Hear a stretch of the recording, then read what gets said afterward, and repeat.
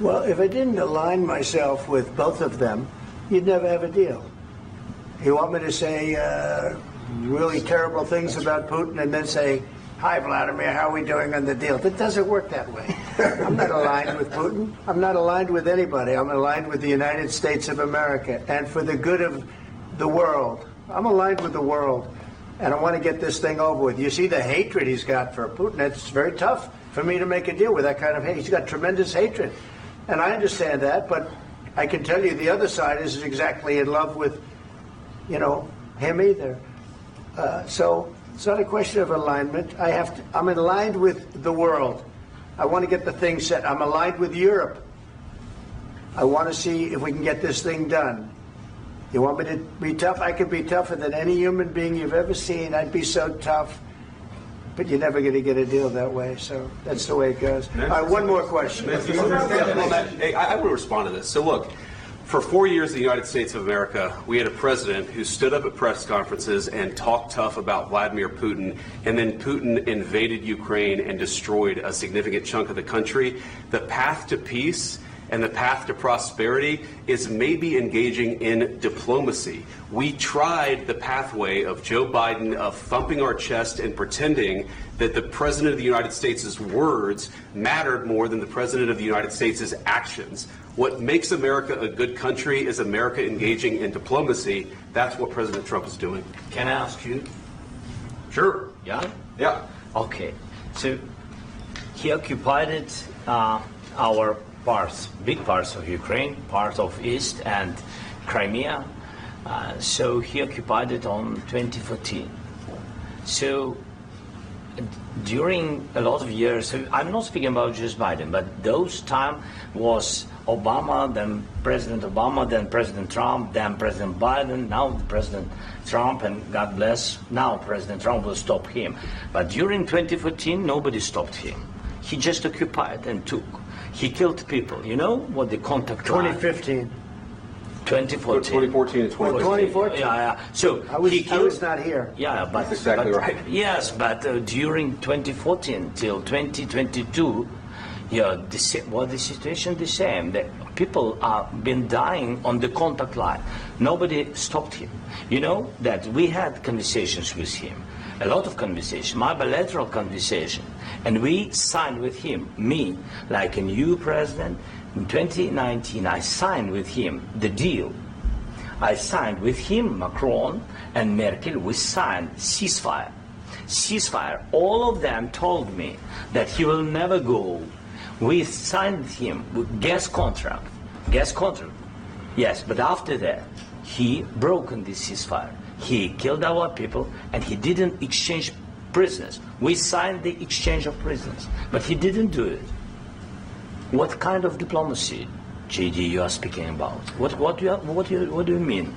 I'm talking about the kind of diplomacy that's going to end the destruction of your country. Yes, but if you Mr. President, with respect, I think it's disrespectful for you to come into the Oval Office and try to litigate this in front of the American media. Right now, you guys are going around and forcing conscripts to the front lines because you have manpower problems. You should be thanking the President for trying to bring an end to this conflict. Have you ever been to Ukraine that you say what problems we have?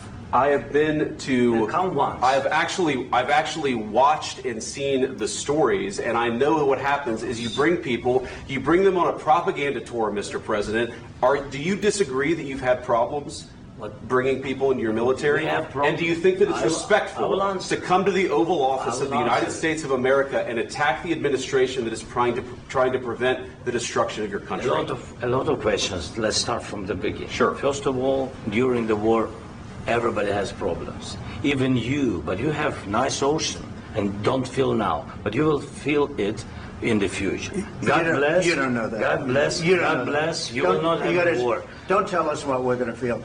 We're trying to solve a problem. Don't tell us what we're going to feel. I'm not telling you. Because you're in no position to dictate that. That's exactly what you're doing. You're in no position to dictate what we're going to feel. We're going to feel very good. You will feel influence. We're going to feel very good and very strong. You will feel influence. You're right now not in a very good position. You've allowed yourself to be in a very bad position, and he happens to be right about it. From the very beginning of the war. You're not in a good position. You don't have the cards right now. With us, you start having Not playing cards. cards. Right now, you don't. I'm very You're playing serious, cards. Mr. President. You're I'm playing very cards. serious. You're I'm gambling the with the president lives of anymore. millions of people. You think- You're gambling with World War III. what you're You're speaking gambling about? with What are you World speaking War about? III. And what you're doing is very disrespectful to the country, this country. I'm That's with back all to respect to you. your Far country. more than a lot of people said very they respect. should have. Have you said thank you once this A lot entire of meeting? times. No, in this Even entire meeting, today. have you said thank Even you? today. You went to Pennsylvania and campaigned for the opposition in October. Offer some words of appreciation for the United States of you're America speaking about? and the president who's trying to save your country. Please, you think that if you will speak very loudly about the war, you He's can... not speaking loudly. He's not Yeah. speaking loudly. Your country's Can I- in big can- trouble. can I Wait a answer? minute. No. Can You've I done a lot answer? of talking. Your country is in big trouble. I know. You're not winning. I know. You're not winning this. You have a damn good chance of we are coming out staying, okay because of Mr. us. President, we are staying in our country, staying strong from the very beginning of the war. We've been alone, and we are thankful. I said thanks You haven't in been this alone. cabinet, You and haven't not been only alone. in this We cabinet. gave you, through I this said stupid thank you. president, $350 billion. You voted we gave for you your military president. equipment, You and you voted men for are your brave, president. but they had to use our military. What about if, West if you didn't have You our invited military me- equipment, you invited if me you to didn't speak- have our military equipment, this war would have been over in 2 weeks. In 3 okay? days, I heard it from Putin. In 3 days, this is something Maybe new. less. In 2 weeks, of course, yes. It's going to be a very hard thing to do business like this. I tell you. Just say thank you. I said a lot of except times that there, thank you except to that- American people. Except that there are disagreements, and let's go litigate those disagreements rather than trying to fight it out in the American media when you're wrong. We know that you're wrong. But you see, I think it's good for the American people to see what's going on. I understand, sir. I think it's I very understand. important. That's why I kept this going so long. You have to be thankful. You don't have the I'm cards. thankful. You're buried there. Your people are dying. tell you You're again, running I low know. on soldiers. Don't- Listen, don't please, you're running Mr. low President. on soldiers. It would be a damn good thing. Mr. And then President. then you tell us, I don't want a ceasefire. I don't want a ceasefire. I want to go and I want this. Look. If you could get a ceasefire right now, I tell you, you take it so the bullets stop flying and your men stop getting killed. Of course, we want to stop the war. But you're I saying said- you don't want a ceasefire. But I said to you, I want a ceasefire. with guarantees. Because you'll get a ceasefire faster than an agreement. Ask our people about ceasefire, what they think. That wasn't doesn't with matter me. for you what- that what wasn't is- with me.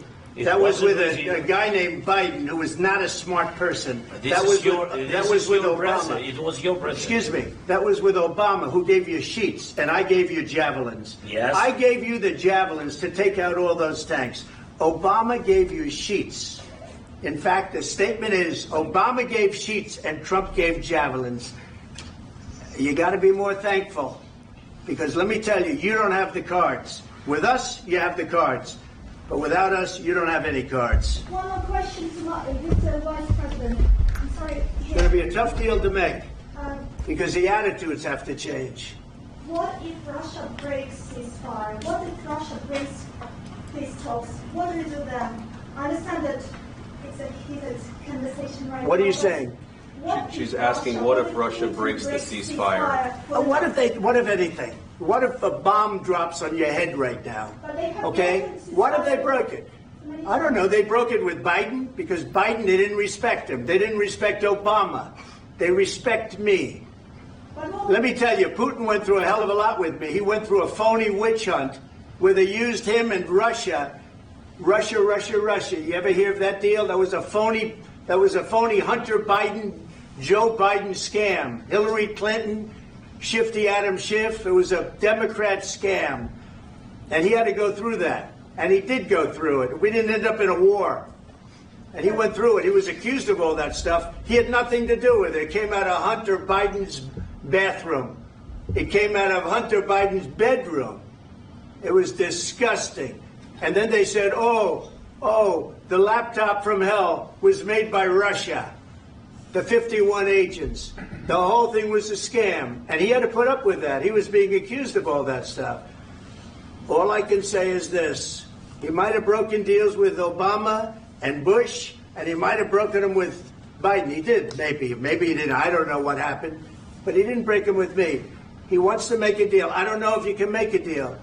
The problem is I've empowered you to be a tough guy. And I don't think you'd be a tough guy without the United States. And your people are very brave. But you're either going to make a deal or we're out. And if we're out, you'll fight it out. I don't think it's going to be pretty, but you'll fight it out. But you don't have the cards. But once we sign that deal, you're in a much better position. But you're not acting at all thankful. And that's not a nice thing. I'll be honest, that's not a nice thing. All right, I think we've seen enough. What do you think? Huh?